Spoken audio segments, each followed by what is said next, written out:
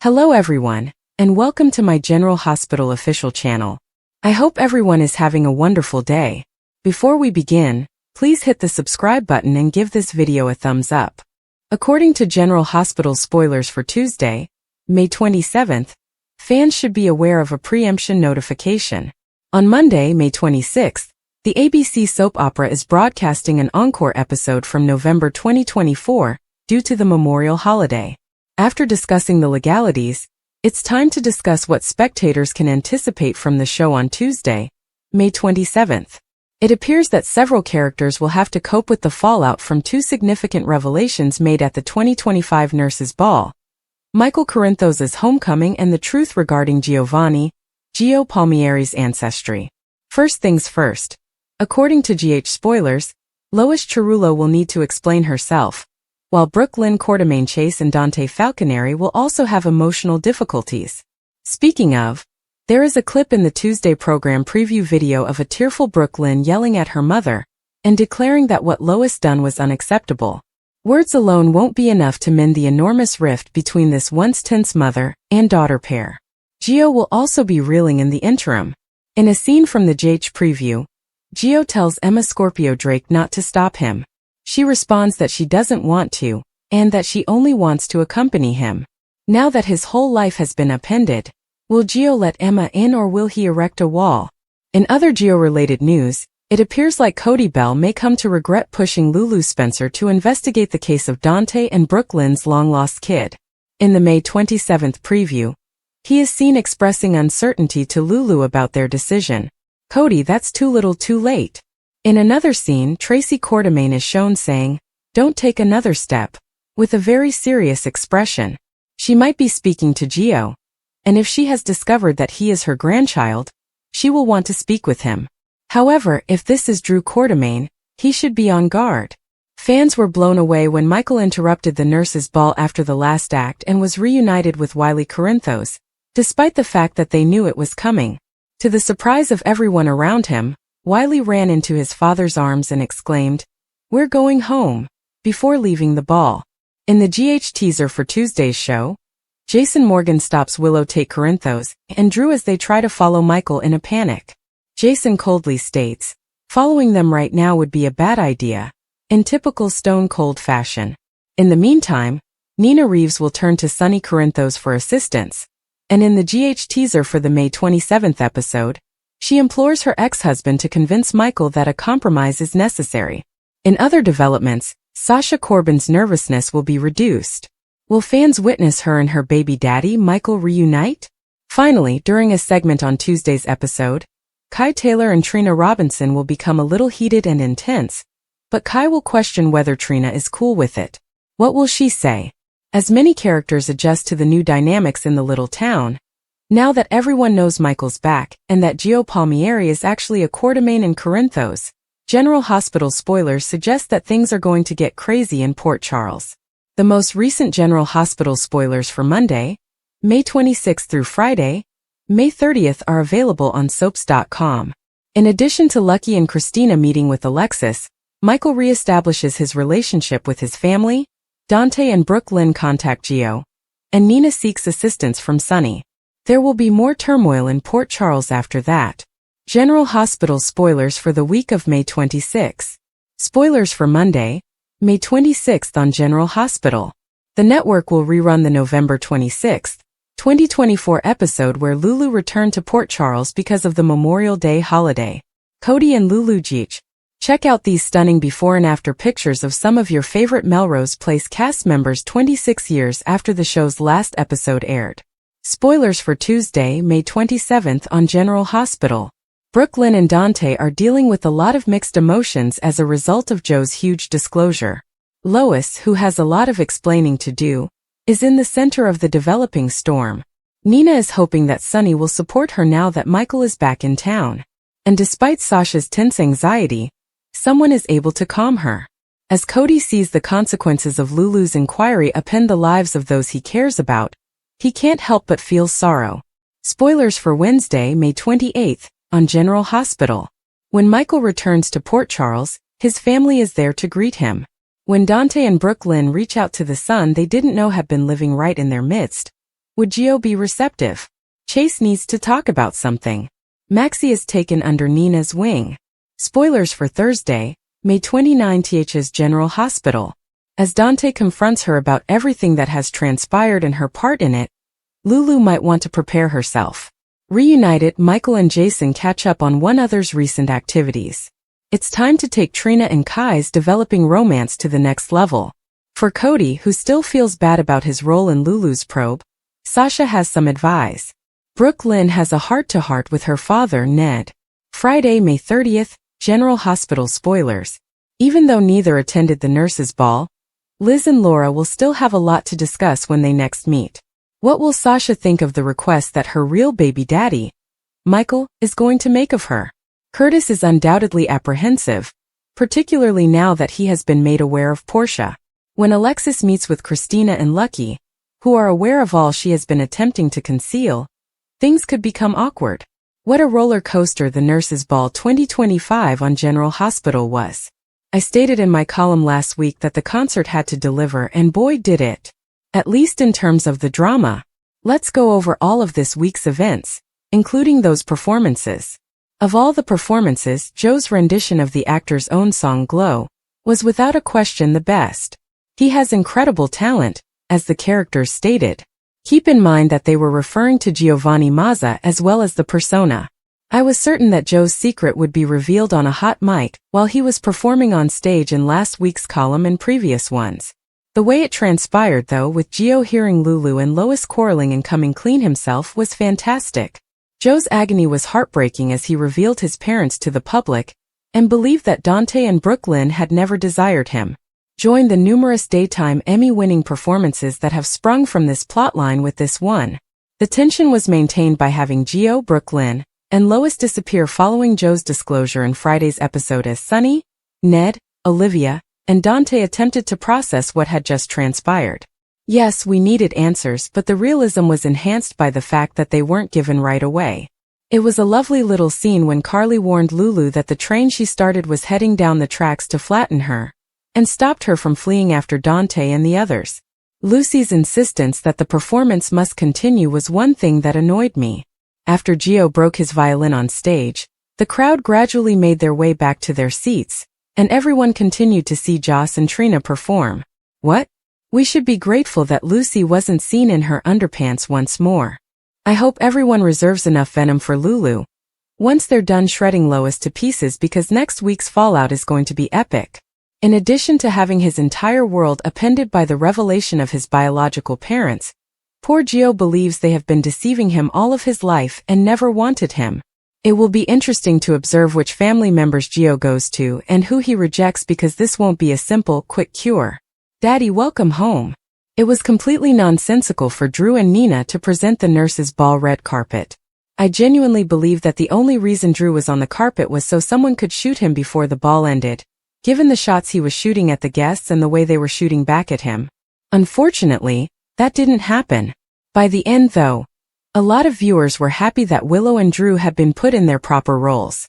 Additionally, some of my favorite jabs at Congressman Not Quartermain were when Cody called Drew trash with abs, and Joss read him for filth on camera.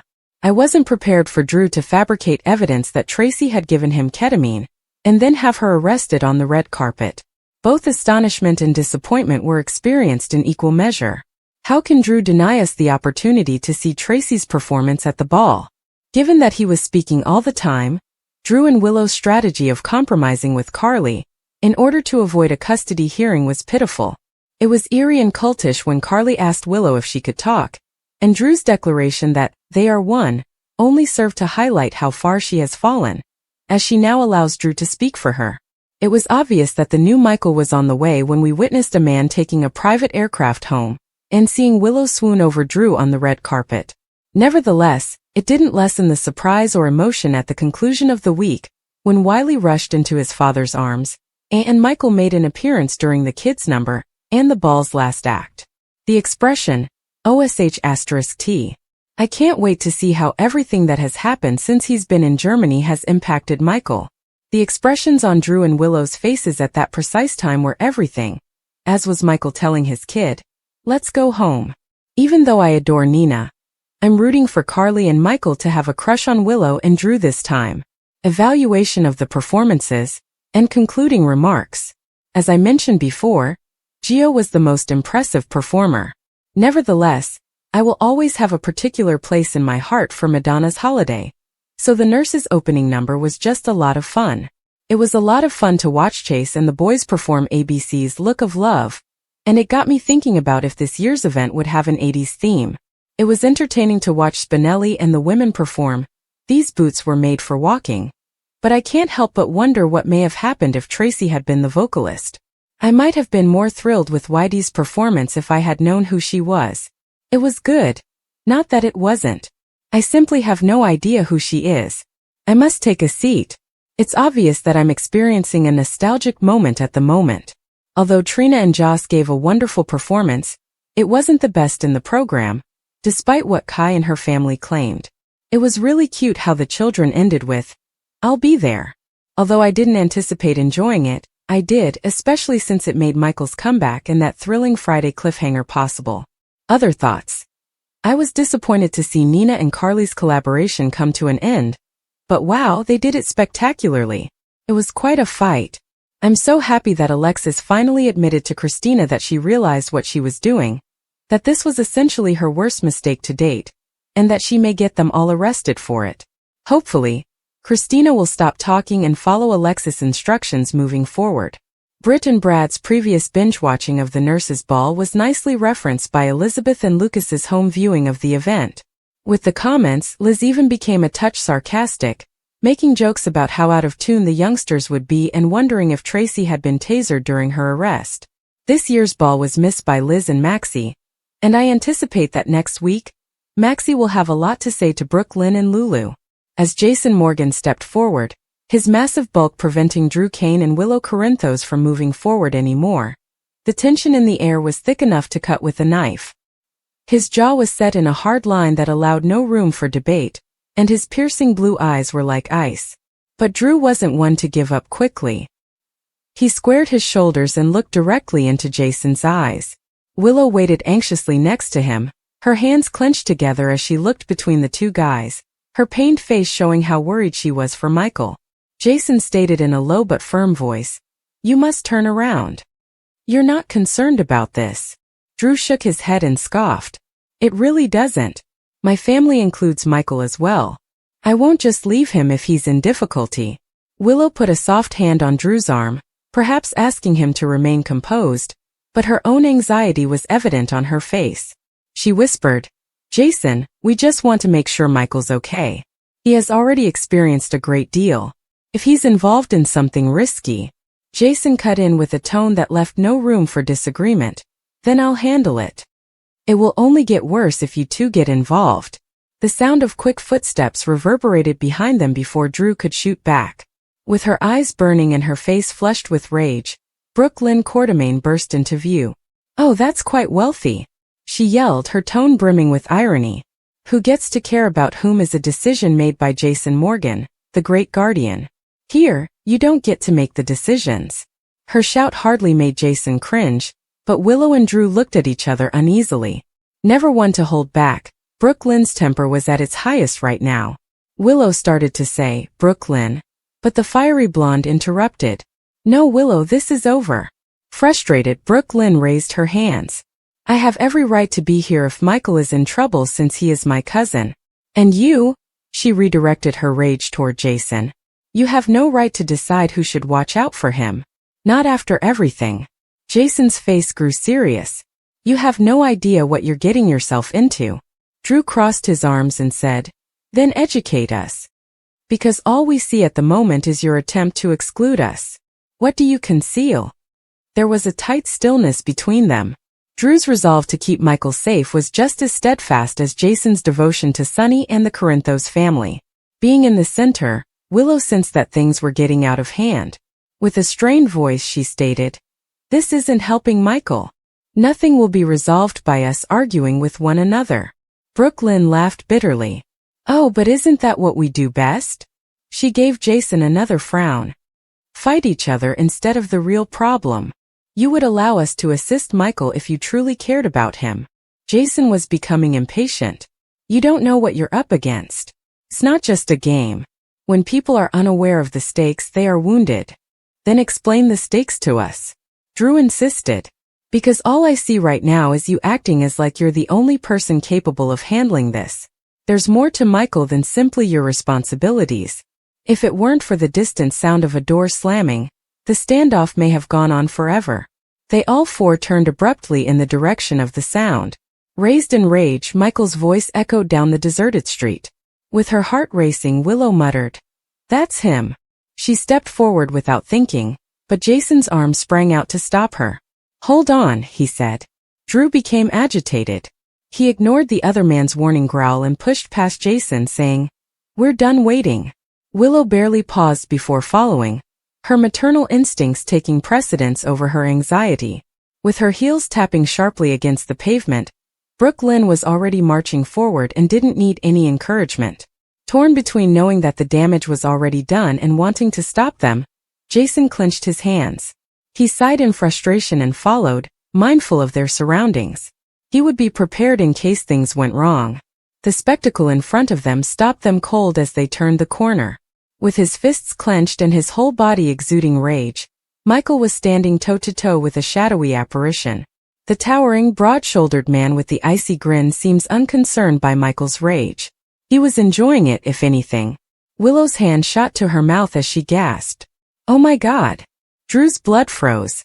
Cyrus Renault was the man he recognized. Brook Lynn's eyes went wide with fear. Why on earth is Michael interacting with him? Jason had a serious look on his face. "I've been attempting to manage that."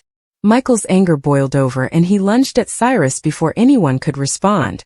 Michael staggered, but Cyrus sidestepped with ease and laughed. "No, Michael." Willow sobbed as she hurried on. Jason grabbed Drew's arm as he was about to step in to stop her. "Don't," he cautioned. "You'll exacerbate it." Then Drew pulled his arm away. "I won't let him confront Cyrus by himself." Never one to back down, Brook Lynn rushed straight up to Cyrus and poked her finger into his chest. "You avoid my family at all costs." Cyrus smirked even more. "Oh, the fire at Quartermain. How endearing."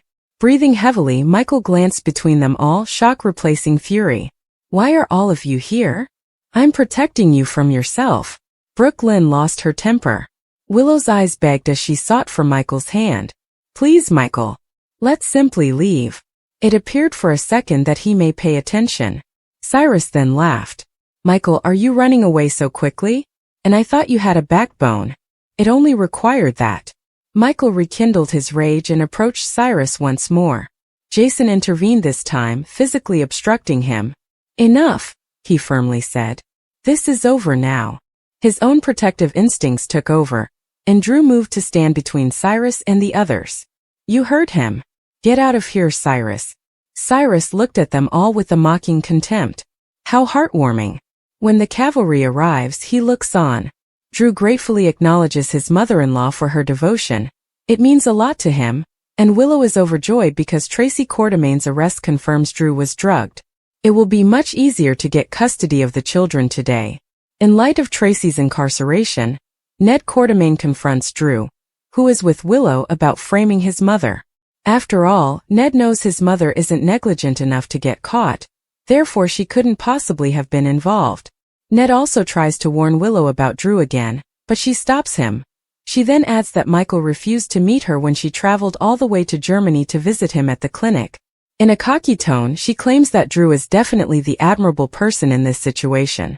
Olivia Quartermain joins in and tells Willow that when the truth about Drew is revealed, no one will feel sorry for her. Meanwhile, Vaughn appears in a tux, much to Joss' surprise. Carly walks by as they converse, and Vaughn introduces himself as Jocelyn's PCU friend. Carly smiles and says, "He's cute," as he goes.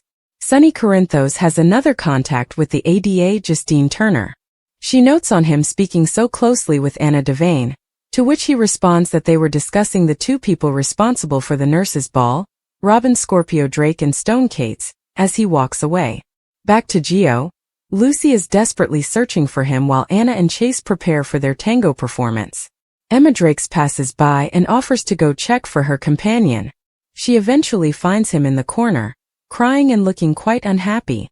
Emma asks whether he's okay, and he clearly isn't, but the show must go on. Gio enters the stage at the end of the May 22nd episode and begins playing the violin, while Anna and Chase begin their dance. Gio comes to a halt, steps closer to the crowd, and announces that he will perform something for the first time. Gio goes on to state that he's decided to dedicate this number to his parents, Brook Lynn and Dante, who never wanted him and placed him for adoption. The camera swings to Dante, who appears perplexed, Brook Lynn, who is emotional, Lulu, who is devastated, and a stunned Lois, Sunny, Ned, Olivia, and Emma. In his wrath, Gio smashes his violin into pieces before running off stage crying. General Hospital spoilers indicate that the cat is out of the bag, and things are about to get ugly. For weeks, General Hospital's Lulu has been, to put it mildly, putting her nose where it doesn't belong. Yes, she and Brook Lynn have a lengthy and contentious past. However, this does not excuse the blonde's unwavering drive to discover and tell the truth about Gio. And surely there were better moments to confront Lois, or anybody else for that matter, than during an event intended to bring the community together and raise funds for a worthy cause. Right? While many fans have voiced frustration with Lulu's actions, not everyone agrees. Why, you might ask, would anyone defend the reporter's recent actions? Because they're eager for the seemingly never-ending plot to move on to the next chapter. Meanwhile, many others find the story to be quite unclear. They don't understand why Lulu is so obsessed, why she hasn't told Dante about her concerns, and why the alleged journalist insists Brook Lynn had to know Gio was her son when BLQ has repeatedly stated she didn't even know the baby's gender. This, like much of what has been happening on General Hospital recently, appears to be an example of the authors constructing story elements rather than anything resembling human behavior or logic. Worst of all, they appear motivated to damage characters, particularly Lulu's, which is unfortunate given how much we like actor Alexa Havens. Here's hope that once this plot is completed, both she and Lulu will be given better content. Today on General Hospital, Lulu confronts Lois about Gio, and Curtis makes a decision about his marriage. Christina discovers how far Alexis has gone to protect her, Spinelli takes over for Tracy, and Gio tears the house down. Backstage at the ball, Lucy, accompanied by Sebastian, says, "It's showtime." Drew and Willow enter together and Carly, Olivia, Nina, Sunny, and others take a look. Willow leaves to alter her number. Lucy approaches the stage to welcome everyone to the 2025 Nurses Ball, a night they will never forget. She says that she started the ball 31 years ago to raise awareness and finances to fight HIV/AIDS, and that the fight for a cure is still ongoing. Lucy thanks everyone for coming and their benefactor for sponsoring the event, so all donations will go directly to the cause. She advises that they begin the evening by inviting the General Hospital nurses on the stage for the opening number. Amy and Deanna play the leading roles in the nurses' routine to Madonna's Holiday. Joss expresses gratitude to Kai for coming tonight. Not only can he enjoy their performance, but Trina does not have to sprint away to join him after the ball. Joss then sees Willow, says she'll return, and follows her soon-to-be ex-sister-in-law. When Chase arrives, Brook Lynn asks her husband what is going on with her granny. She can't image drugging Drew. Tracy's fury at Drew has recently reached epic dimensions, according to Dante, and Cody refers to him as trash with abs. Brook Lynn said whatever is going on, she is confident her granny has her legal team on the case, and she must be present for Gio. In the ladies' room, Joss confronts Willow for having the audacity to appear tonight. She also tells her that she will never take Michael's children from him. Drew approaches Trina and Kai praises him again for the procedure. Drew apologizes for not being there for him following his operation. Drew has seen some of Josh's film, and this documentary is going to be something different. Sunny approaches Ada Turner, hoping she enjoys her first nurses' ball. She believes this will be the only one they attend together when Measure C passes. She expects he'll move somewhere more accommodating. Sunny assures her that he will not be kicked out of his hometown. Curtis notices Drew talking with Portia and asking her to check on Willow in the ladies' room. Portia informs Drew that she is not on duty for him tonight and goes away. Joss and Willow are arguing in the ladies' room. Willow refuses to let Joss or anyone else harass her or Drew. Drew comes on the door, and Joss wonders if he's here to help her or deliver a blow. Drew bursts in, telling Joss that's enough, and she wonders if he's seeking for drugs or another hooker. Joss walks out. Portia flirts with Curtis, but she soon learns he isn't having fun. Curtis admits that knowing Drew is blackmailing her makes it difficult for him. Lucy introduces Gio to the stage and he plays Glow, the actor's own song. Backstage, Lois tells Gio that it was the best performance he's ever given, and her phone is filled with calls from people watching him on TV at home. Gio says it felt like his mother was up there with him, and she would have enjoyed the ball.